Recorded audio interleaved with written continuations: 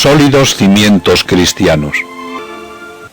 El día 9 de abril de 1911, Domingo de Ramos, nacía en la ciudad de Burgos, en el Paseo de la Isla número 14, antes 31, Rafael Arnaiz Barón, el primogénito de 4 hermanos, cuyo nacimiento fue para sus padres, Rafael y Mercedes, una bendición de Dios. Fue bautizado el 21 de abril en la iglesia de Santa Águeda. Recibió la confirmación el 1 de diciembre de 1913 en el Colegio del Niño Jesús de la misma ciudad. La familia disfrutaba de una situación económica acomodada, ya que, además de ser el padre de Rafael ingeniero de montes, poseían propiedades que les permitían atender con toda comodidad a las necesidades y educación de los hijos. La infancia de Rafael estuvo rodeada del cariño de sus padres y hermanos. Fue desde pequeño comprensivo, inteligente, de muy buen carácter y fácil de educar por su docilidad e inclinación al bien. Ya en esta época destacó por el amor a los demás. Procuraba no molestar al servicio en las cosas que podía hacer él mismo, y así se lo inculcaba a los hermanos. A los 8 años y medio, el 25 de octubre de 1919, recibe por primera vez la comunión en la iglesia de la Visitación del monasterio de las Salesas de Burgos. Su madre, que desde pequeño se preocupó de su formación religiosa, se esmeraría para preparar al niño a este acontecimiento, y según ella, Dios debió complacerse en él de modo especial desde el día de su primera comunión. Sus padres ponen especial interés en darle la formación cristiana adecuada a esta edad y recibe en casa los primeros estudios culturales. En octubre de 1920, Rafael ingresa como alumno externo en el Colegio de la Merced que la Compañía de Jesús tenía en la ciudad de Burgos, destacando en él por su aplicación y buena conducta. Apenas llevaba 2 meses en el colegio, cuando tuvo que interrumpir sus estudios por declarársele una extraña enfermedad que se prolongó por largo tiempo, comenzando Dios a forjar en el sufrimiento y en la piedad el alma de Rafael. El diagnóstico fue de fiebres colibacilares, y el riguroso tratamiento dietético que se le impuso le debilitó de tal forma que no solo no pudo asistir a clase, pero ni siquiera podía participar en la misa dominical de la Congregación Mariana de la Inmaculada a la que pertenecía. Con la sencillez que será la nota característica a lo largo de su vida, le pidió al rector del colegio, que le visitaba frecuentemente, que al menos le llevase la comunión a casa, a lo que el padre accedió con gusto, y todos los domingos le llevaba la Eucaristía, devoción en la que destacará a lo largo de su vida y que ya desde estos años despertó en su corazón. Al ver que la situación del niño no mejoraba, sus padres en abril decidieron llevarle a Madrid, a casa de su abuela materna, donde desde el primer momento se atrajo la simpatía y el cariño de todos. Su estado de postración era tal que había que llevarlo en una silla para subir y bajar las escaleras, lo que le ocasionaba nuevos motivos de sufrimiento para su sensibilidad. Desde allí escribe a su padre y le envía una postal pintada por él mismo, perfilándose ya desde estos años su afición por la pintura. Ninguna mejoría recibió Rafael en Madrid y regresan a Burgos, donde el 4 de mayo de 1921 se le declaró la pleuresía que había estado latente durante los meses anteriores.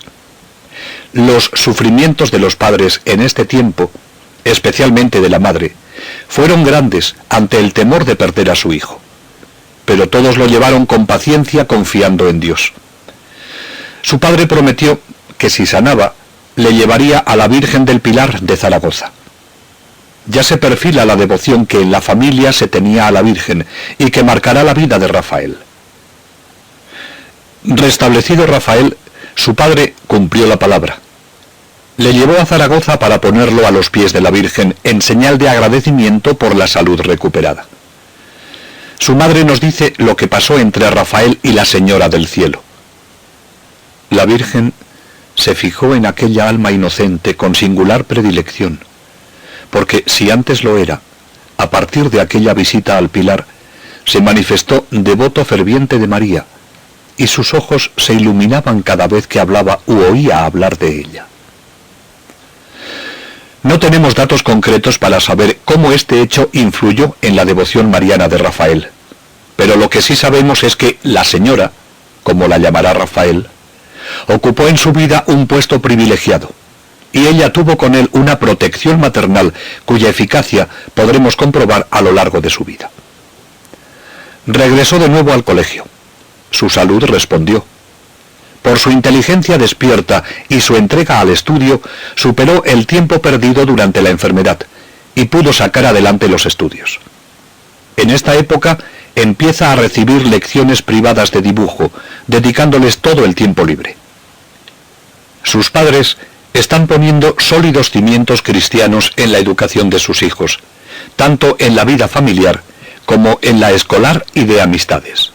En 1922, su padre fue destinado a Oviedo, donde se trasladó toda la familia. Los tres hermanos entraron como externos en el colegio que los jesuitas tienen en esta ciudad, y aquí Rafael prosiguió sus estudios que terminará con el bachillerato en 1929. Un compañero suyo de este tiempo afirmaba que Rafael era un compañero estupendo, que jamás acusaba a nadie. Tenía una conversación agradable. Le gustaban mucho las bromas, y tanto él como sus compañeros estaban siempre esperando que les alegrase con sus ocurrencias. Siempre estaba dispuesto a ayudar a todos. Jamás le he oído hablar mal de un compañero. La educación religiosa, iniciada por la madre desde los primeros años, prosiguió a lo largo de todo su desarrollo humano. Los días que no tenían clase, los tres hermanos iban a misa y se acercaban a comulgar junto con su madre. La acción de gracias, dice uno de sus hijos, la hacíamos con ella, uno después de otro, de rodillas, para recitar las oraciones que nos había enseñado de pequeños. Sabía muy bien esta mujer la impronta que dejan en esta edad las enseñanzas que se reciben, sobre todo cuando, como ocurría en esta familia, junto a la oración transmitía la vivencia de su propia vida espiritual.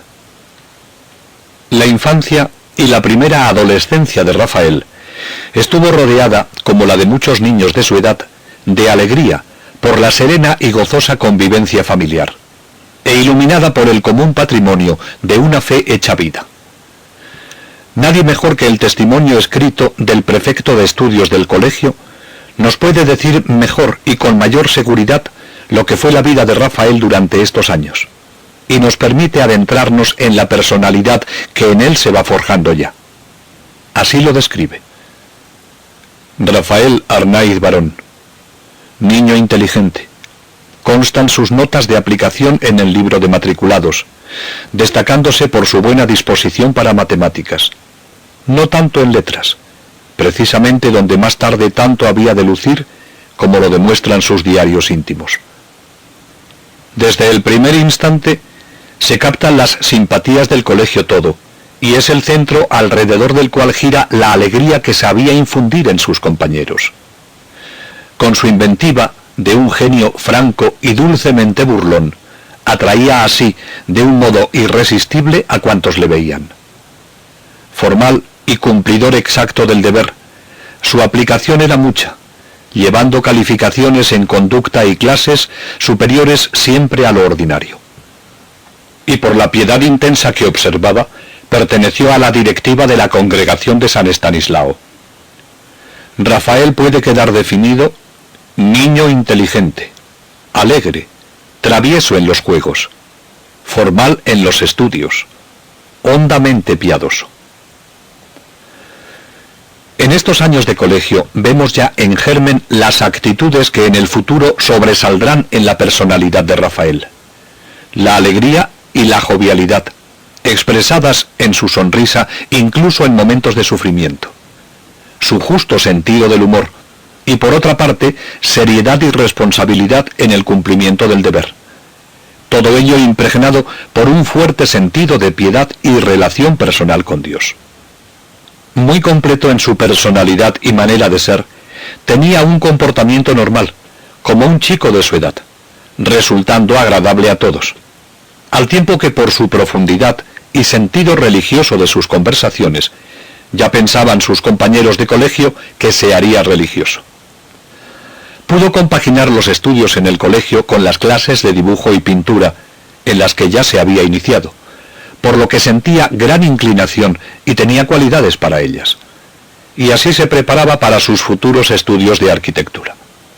El amor al arte pictórico fue la fase más destacada del espíritu de Rafael. En el dibujo y pintura era genial y muy personal. Su pintura favorita era la de la naturaleza. Dibujar, pintar, plasmar en lienzos y cartulinas lo que su alma de artista concebía, apasionaba a Rafael, cuya capacidad imaginativa era grande. De esta etapa de la vida de Rafael, en donde conjuga los últimos años del bachillerato con las clases de dibujo y pintura, tenemos el testimonio de su profesor en esta materia, don Eugenio Tamayo, a través del cual podemos conocer más algunos aspectos de la personalidad reflexiva de Rafael ya en este tiempo, y sus primeros deseos de una vida ascética todavía sin definir. Siempre le recuerdo de pie en mi estudio, frente al caballete, horas y horas en silencio. Ya entonces vi en él algo especial que me atraía irresistiblemente, y al correr de los años comprendí que aquel espíritu selectísimo no servía para el tráfago de la vida vulgar. Algo había en él que le encaminaba hacia alturas mayores, y muy pronto obtuve sus confidencias íntimas, siendo yo el primero que oí de sus labios sus deseos de una vida asceta, silenciosa, aún no definida, la vida que años después abrazó en el monasterio de la Trapa. También en esta época, su genio artístico le llevó a colaborar con su madre en las funciones de teatro que preparaba con fines benéficos y culturales. En estas ocasiones se mostraba como un muchacho normal en su vida social, alegre y divertido, con un gran humor, pero sin herir nunca a nadie. Ayudaba a su madre en la preparación de los escenarios que él decoraba con muy buen gusto, a la vez que ensayaba a los actores, pero a él no le gustaba aparecer públicamente en las tablas, manifestando ya en esta época esa tendencia casi innata al ocultamiento que le llevaría luego a abrazar la vida escondida de la Trapa. El año 1929 terminó Rafael el bachillerato en Oviedo con las mejores notas. Acababa de cumplir 18 años.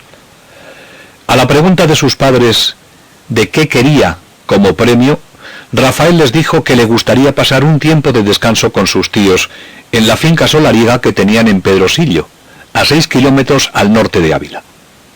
Era un lugar donde se podía disfrutar de la naturaleza, de los cielos limpios de Castilla, de la sombra de las encinas y sobre todo de una soledad que por estar alejada de todo ruido invitaba a la contemplación. En esta finca residían sus tíos, los duques de Maqueda, hermanos de su madre, a quienes desde entonces le unió tan gran cariño que fue siempre considerado por ellos como un hijo más. Estas visitas se repitieron posteriormente. Lo que para aquella familia suponían las visitas de Rafael, lo pone de manifiesto el testimonio que da su prima María, hija de los duques de Maqueda. Asegura que mis padres quedaron prendados de Rafael y le quisieron exactamente igual que si fuese un hijo más, considerándole como su hijo mayor.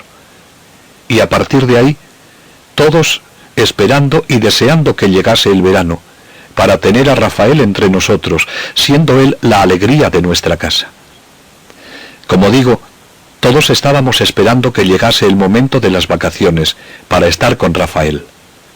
Este sentir era unánime en todos. Abrir la puerta y ver a Rafael era fiesta mayor en casa. Para mí, la característica de Rafael era su alegría.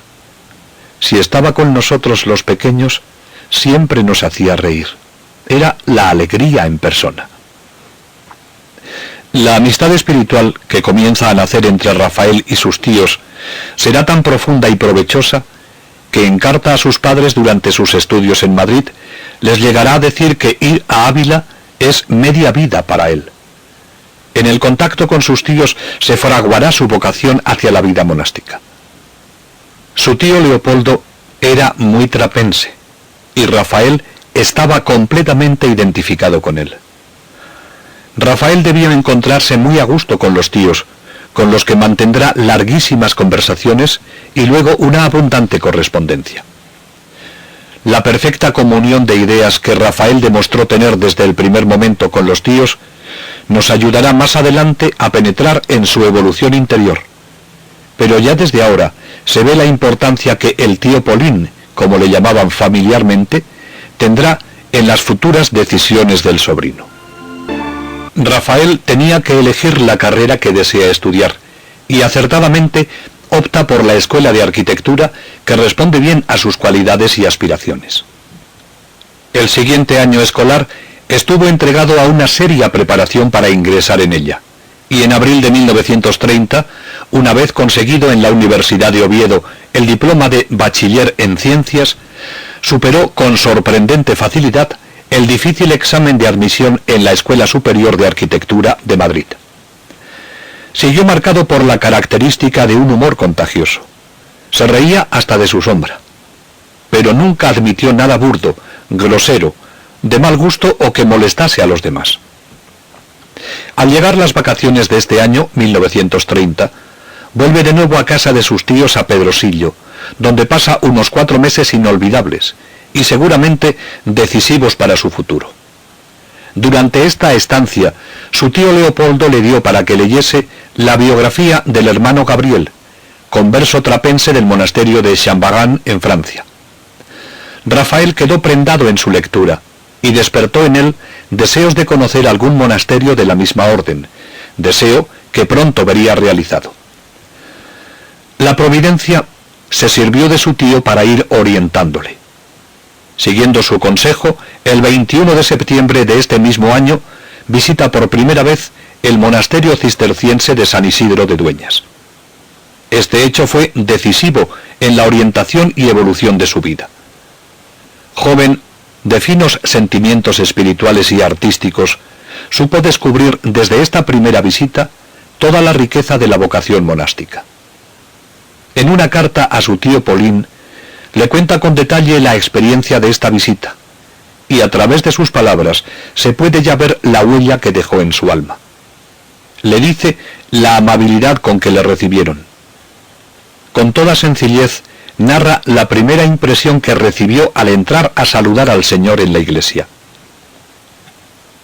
Desde este momento es cuando yo comencé a ver y a sentir una íntima vergüenza de mí mismo. Vi a los monjes cantar en el coro y aquel altar con aquella Virgen. Vi el respeto que tienen los monjes en la iglesia y sobre todo oí una salve que, querido tío Polín, solo Dios sabe lo que sentí. Yo no sabía rezar. Lo que más me impresionó fue la salve al oscurecer antes de irse a acostar. Aquello fue algo sublime, cantando así como cantan, con ese fervor. No es posible que la Virgen no se complazca en ellos y les mande todo género de bendiciones. Así están ellos de contentos y alegres, pues no se ve una cara triste, sino al contrario, y se les pasa el tiempo volando. Su alma quedó prendada de la belleza y fervor del canto y del ambiente espiritual austero y silencioso que también sabe describir. ¿Te has fijado en la Virgen, en la austeridad del altar mayor? Sin alfombras, sin flores, solamente 6 velas y una cruz. Es verdaderamente un altar cisterciense en el que domina todo, y sobre todo el sagrario. Pero lo que no le puede expresar son sus sentimientos al asistir a la misa conventual, y con sencillez manifiesta a su tío: yo cuando oí la misa conventual, oí las campanas allí, en lo alto de la iglesia, graves, pausadas, la inmovilidad de los monjes, la luz de la iglesia tan suave. Entonces, cuando llegó la elevación, hubiese necesitado tener poca fe No sé explicarme, pues cuando se tiene un sentimiento un poco delicado, o siente el alma algo sobrenatural, el quererlo expresar con palabras resulta algo grotesco. Pues yo creo que para hablar de Dios en ciertos sentidos, el lenguaje humano es muy pobre y todo lo afea, o por lo menos no se le puede dar el verdadero sentido. Su experiencia fue tan fuerte y completa que con razón puede afirmar que yo ese día no me acordé de nadie. Le dice que vio todo el convento y también a los monjes trabajando en el campo. Vi a los monjes con sus grandes sombreros trabajando al sol. Si vieras qué pequeños parecen en esas llanuras tan grandes con tanto cielo. Y sin embargo, a los ojos de Dios debe de ser otra cosa. Y no creas que yo al verlos y admirarlos sentía envidia, no, pues tú me has enseñado una cosa muy importante y que te la he oído decir muchas veces, que a Dios se va por muchos caminos y de muy distinto modo, unos volando, otros andando y otros, la mayor parte, a tropezones, y como así lo quiere Dios, así lo quiero yo. Por estas palabras puede deducirse que esta primera visita a la trapa le impresionó, pero no le decidió. Pero su vinculación con la trapa ya se había iniciado, y ya habla de volver al año siguiente a pasar 8 días. Lo que esta visita fue para él lo sintetiza en estas líneas. Lo que yo gocé en la trapa, no te lo puedes ni figurar. Pero si les conoces a ellos y me conoces a mí, puedes hacerte un poquito de cargo. De ese día me acordaré toda la vida, y en los ratos que tengo de desfallecimiento, me acuerdo de mis hermanos, de su monasterio y de sus costumbres, y me animó mucho. Dios había depositado ya en el corazón de Rafael la semilla que daría espléndidos frutos. Continuó haciendo vida normal entre los suyos. En febrero de 1931 fue admitido como socio activo de la adoración nocturna en Oviedo, participando en las vigilias, alimentando su espíritu con la oración y creciendo en el espíritu de adoración a la Eucaristía, de la que siempre fue muy devoto. En septiembre de este año, 1931, se encuentra en Madrid realizando unos exámenes, y desde allí dice que irá a Ávila. En 1932, una vez terminados los estudios y después de una corta estancia en Pedrosillo, en casa de sus tíos, el 17 de junio llega al monasterio de San Isidro de Dueñas para hacer los ejercicios espirituales hasta el 26 inclusive. En estos ejercicios escribe una nota muy significativa. Me he convencido de muchas cosas. Quiere decir con esta frase que iba viendo claro qué era lo que Dios quería de él. El opúsculo Impresiones de la Trapa no se sabe la fecha en que lo escribió. Si hizo otra visita a la Trapa en 1931 y lo escribió durante su estancia en Pedrosillo, o lo escribió después de esta visita que hizo para practicar los ejercicios espirituales. De todos modos, lo importante es que el contenido de este escrito responde a una experiencia más profunda de lo que para él es la vida del trapense. Su sensibilidad religiosa se siente atraída por el ambiente tan distinto al del mundo. Se respira, según él dice, un algo, un no sé qué, que no se puede expresar con palabras. Esta vez es más explícito en sus impresiones, pero sigue experimentando la dificultad para expresar lo que siente en su interior. No nos dejemos engañar por los sentidos, que suelen ser falsos. Muy por encima de todos los pequeños detalles que impresionan al visitante hay un algo, no sé qué, que no se puede expresar con palabras, y que, si no se tiene fe, no se llegará nunca a comprender. Por tanto, en la trapa ocurre lo del dicho vulgar: todos pueden mirar, pero son pocos los que ven. Al que es artista o posee un grado elevado de sensibilidad, le impresiona la trapa y la vida de sus monjes como le puede impresionar un cuadro o una sonata. Pero al que es cristiano y tiene fe, en la trapa se ve algo más que eso. Ve a Dios de una manera palpable. Sale robustecido en la fe, y si el Señor le concede esa gracia, sale conociéndose un poco más a sí mismo. Y allí, ante Dios a solas y la conciencia, se cambia de modo de pensar, de modo de sentir, y lo más importante, de modo de obrar en los actos del mundo. En las impresiones que de esta visita hace Rafael, se nota cómo va madurando en su interior lo que es la vocación del trapense. Si la primera vez quedó prendado de los aspectos más externos, la liturgia, el recogimiento de los monjes, la salve, ahora sabe penetrar más hondo. Con esa mirada de fe profunda descubre lo más esencial de la vocación monástica, que el trapense vive en Dios y para Dios. Él es su única razón de existir. En esta frase parece reflejar lo que para él significa la trapa y a lo que su corazón aspiraba.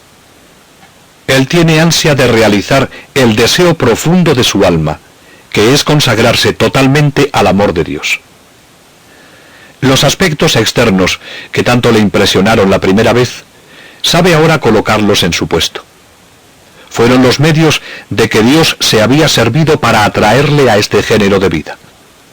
Pero eso que es bueno para despertar una vocación, no basta para mantenerla y hacerla crecer. Él ahora se forma la idea de la trapa conforme a sus aspiraciones.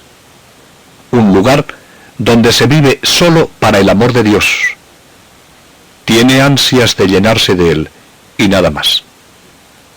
Y descubrió lo que luego también vivió, la riqueza del silencio que se convierte en oración. El silencio en la trapa es la más alegre algarabía que los hombres puedan sospechar. ¡Ay! Si Dios nos diese facultad para poder ver en los corazones, entonces veríamos que del alma de ese trapense de mísero aspecto exterior y que vive en silencio, brota a raudales y constantemente un glorioso cántico de júbilo, lleno de amor y de alegría a su Criador, a su Dios, al Padre amoroso que le cuida y le consuela. Hablan en silencio con Dios. Este género de vida parece responder a su inclinación a la relación íntima con Dios, al coloquio silencioso ante el sagrario.